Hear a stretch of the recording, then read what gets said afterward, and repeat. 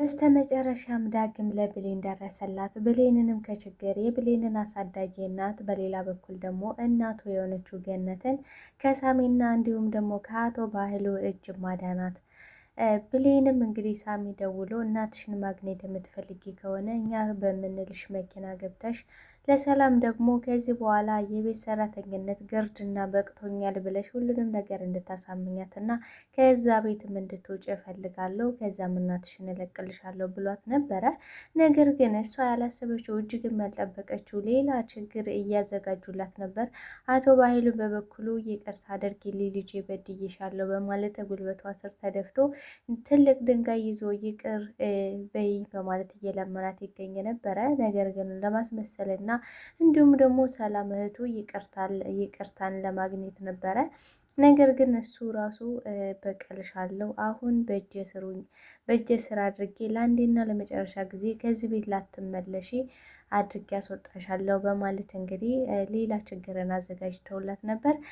ዳግምን በስተመጨረሻ ታሪክ ሰርቷል ማለት ነው። እንግዲህ ብሌንና የብሌንን አሳዳጊ እናቱን በሌላ በኩል ድኗቸዋል ማለት ነው። ከዚህ በፊት እንግዲህ ፍላሹን ኮፒ አድርጎ ይዞት እንደነበረ እናውቃለን። የአቶ በኃይሉ የሰራቸው እያንዳንዱ ወንጀሎች ዘብጥያ ሊያወርዱት የሚችሉ እንደገና ደግሞ የሳሚ እጅ ስለነበረበት አሁን ላይ ሳሚ ለብሌን ደውሎ እናትሽን እለቃታለሁ፣ አንቺ ደግሞ ከምፈልገው መኪና ውስጥ ገብተሽ አሁኑኑ ወደሚፈልጉት ቦታ እንድትሄጂ እፈልጋለሁ ብሏት ስለነበር ሴራና ተንኮል አስበው እንዳዘጋጁላት ስለገባው ዳጊ አሁን ላይ የብሌንን አሳዳጊ እናት እንደገና ደግሞ ብሌንን ወደ ቤት እንድትመልሱ ማታደርጉ ከሆነ እያንዳንዱን ፋይሉን አውጥቼ አሰጠዋለሁ፣ አደባባይ ላይ ለሕግ ማሳልፌ ይሰጣለሁ በማለት ሲያስፈራራቸውም የብሌንን አሳዳጊ እናትና እንዲሁም ደግሞ ብሌንን ከችግር አድኗቸው ይገኛል ማለት ነው። ዳግም አቶ በኃይሉ አሁን ላይ እያለቀለት ነበረ የሚገኘው። ምክንያቱም ቃል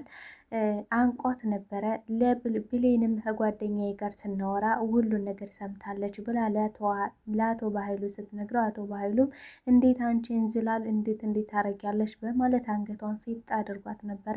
እሷም አሁንም ሁለተኛ ጊዜ ደገምከው አቶ በኃይሉ ማን እንደሆንኩ አላወቀኝም፣ አሁን ያሳያለሁ በማለት እንግዲህ ፋይሉን ለሌላ ሰው ለህግ አካል አሳልፋ እየሰጠች እና ያ ደግሞ ገንዘብ ጠቀም ያለ ገንዘብ እንዲሰጣትም እየጠየቀች ነበረ። ምክንያቱም እሷ ከዛ ሰው ገንዘብ ትቀበላለች፣ ያ ደግሞ ከአቶ በኃይሉ በማስፈራራት የሚፈልገውን አይነት ገንዘብ እንዲያገኝ ያደርገዋል ማለት ነው።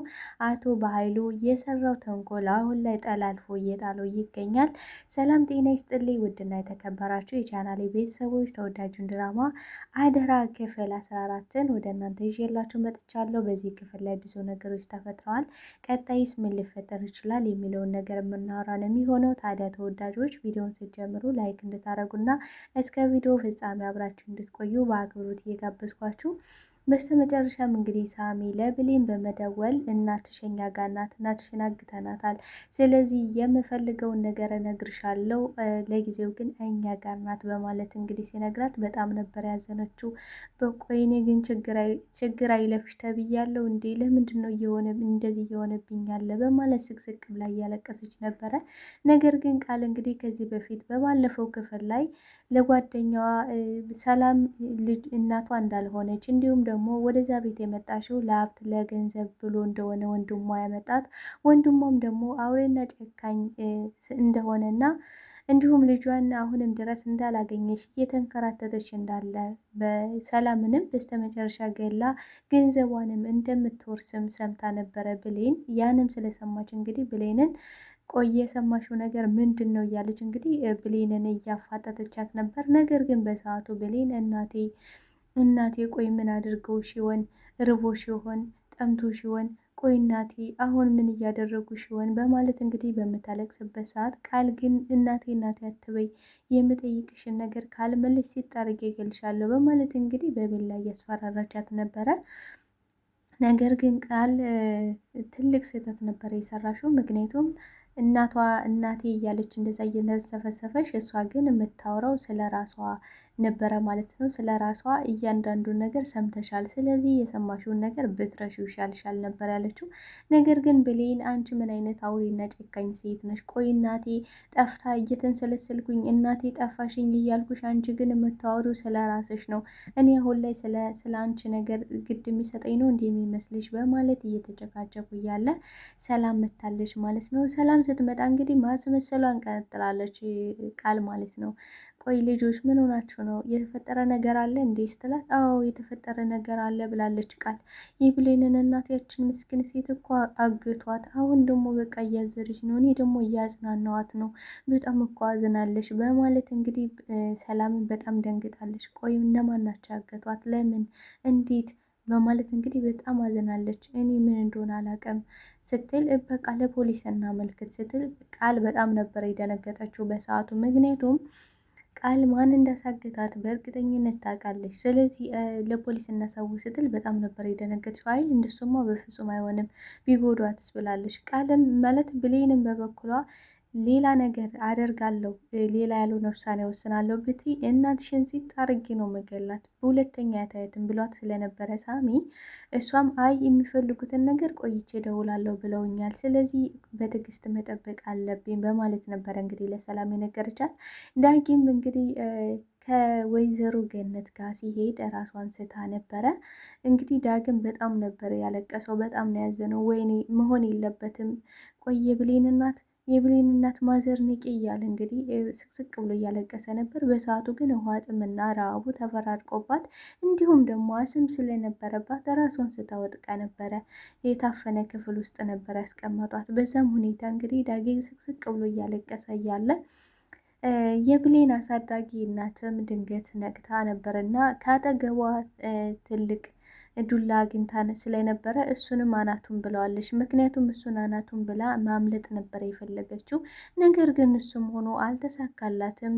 የተረገመ ሳሚም ደርሶባታል ማለት ነው። ሳሚም እንግዲህ በደረሰ ሰዓት አንቺ አሮጊት አርፈሽ ብትቀመጭ ይሻልሻል፣ ካልሆነ ደግሞ ምን እንደማረግሽ አታውቂም በማለት በድጋሚ አስሯት ነበረ ማለት ነው። እንግዲህ ሳሚ ከወጣ በኋላ ዳግም ተመልሶ መጥቶ በጣም እንዳዘነና ልቡ እንደተሰበረ እንዲሁም ደግሞ ለሷ ብሎ እንዳገታትና ብሌንም ስትጎዳ ማየት እንደማይፈልግ ቢነግራትም ለገነት በፍጹም ልታምነው አልቻለችም። አንተ ካዲ በልቶ ካች፣ በትንሹም ቢሆን እኮ ያለኝን አስተናግጅህ ነበረ፣ ከቤት የምትበልተ ነበረ፣ እንዴት እንደዚህ ታደርገኛለህ ስትለው ሌላ ምንም አይነት አማራጭ እንደሌለው ለሷ ብሎ ይህን እንዳደረገ ብሌንንም ለመጠበቅ እንደሆነ ቢነግራትም በፍጹም የልጅን ስም አትጥራ፣ አንተ ደህና ሰውነ ብላ ጥሩ ጓደኛ ያገኘው ብላ ነበረ ልጅ የቀረበሽ፣ አንተ ግን ካድክ በማለት እንግዲህ በጣም እያዘነች ነው የምትገኘው። በእውነት እኔ እኮ እግዚአብሔርን እያመሰገንኩ ነበር፣ ጥሩ ልጅ አገኘች፣ ጥሩ ጓደኛ የሚያስብላት አገኘች ብዬ እያሰብኩ ነበረ፣ ለካ ግን አንተ ቤቴ ድረስ የመጣው ለመሰለል ነበር በማለት እንግዲህ ስትናገረው እውነቱ ምናልባትም አንድ ቀን ይገባሽ ይሆናል በማለት ስቅስቅ ብሎ እያለቀሰ ነበር። በነገራችን ላይ ሳሚ የሚፈልገው ይሄን ነበረ። እናትና ልጅ ለአንዴና ለመጨረሻ ጊዜ አይናቸው እንዳይተያይ ማድረግ፣ እንደዚህ አይነት ውስጣቸው የሚቆርጥ ነገር መስራት ነበረ። እንዲሁም ደግሞ ብሌንና ዳግም ለአንዴና ለመጨረሻ ጊዜ እንዳይተያዩ ማድረግ ነበር የፈለገው። ይሄን ነገር ሆን ብሎ ዳግም እንዲያግታት ያደረገው ለዚህ ነበረ ማለት ነው። ሳሚ አሁን እቅድ የተሳካ ወደ ማለት ወደ ከፍታ ማማ እየዘለለ ይገኛል። ነገር ግን በስተመጨረሻ እጅጉን ያላሰበው ያልጠበቀው ነገር ነበር የገጠመው። ብሌንም የዳጊ ሁኔታ እጅጉን በጣም አሳስቧት ነበረ። ምክንያቱም እሷ እጠብቅሃለሁ፣ ለአወራህ የምፈልገው ነገር አለ፣ በጣም ተጨንቄያለሁ ብላ ስታለቅስ ስትደውልለት ብሌኔ አሁን እመጣለሁ አገኝሻለሁ እና ለምንድን ነው የምታለቅሽ ብሎ ሲጠይቃትም እሷ ግን በሰዓቱ ሲመጣ እንደምትነግረው እና ምንም የሚያሳስብ ነገር እንደሌለ ነግረው ቢሆንም ነገር ግን ከመስተመጨረሻ አናቱን ተመትቶ ስለነበረ በዛም ሁኔታ ብሌንን እንዴት አይኗን አየዋለሁ እንዴትስ ነው እናትሽን እኔ አግቻታለሁ ከእኔ ጋር ናት ብዬ ልነግራት የምችለው በማለት አይኗን ማየት በጣም ስለከበደው ተደብቆ እየገባ ነበረ። እንግዲህ ብሌንም በስተመጨረሻ አላስቻላትም እና ቆይ ምን ሆነሃል ብላ ክፍሉ ድረስ ሄዳ ነበረ። እሱም ደግሞ ቆይ ምንድነው ተጎድተሃል እኮ ምንድነው የሆንከው? እንዴት ነው እንዲህ የተፈጠረው? አይንህን እኮ ተመትተ ነበረ የአይን አምላክ ነው ያወጣ እያለችም ዘዳብ ሰው። እሱ ግን ተይ እባክሽ ብሌኔ እንደዚህ እያልሽ ስቃይን አታብዥብኝ፣ እንደዚህ ጥሩና ደግነትሽን እያየው የባሰ እየተጎዳውኝ ነው በማለት እንግዲህ በውስጡ እያሰበ ነበረ። ነገር ግን ብሌን በጣም በሰዓቱ አዝናለት ነበረ፣ ተንሰብስፋ ነበረ። እናቴን እኮ አገቷት፣ አሁን ደግሞ አጋጆቹ ከዚህ ቤት እንደወጣና የሚፈልጉት ቦታ እንዲሄድም ነግረውኛል በማለት እንግዲህ ለዳግም ስትነግረው፣ ዳግም ግን በፍጹም አይሆንም፣ ይህን ማድረግ አይቻልም፣ በፍጹም እዚህ ቤት እንዳትወጪ ሲላት ይህን አደርገዋለሁ፣ ምክንያቱም እኔ ያለችኝ እናቴ ናት፣ ለእናቴ ስል ደግሞ ምንም አደርጋለሁ ብላለች ማለት ነው። እንግዲህ አቶ በኃይሉ እቅዴን ሁሉ አበላሽተሽው ነበረ ብሏታል ቃልን ሲጥ አድርጎ።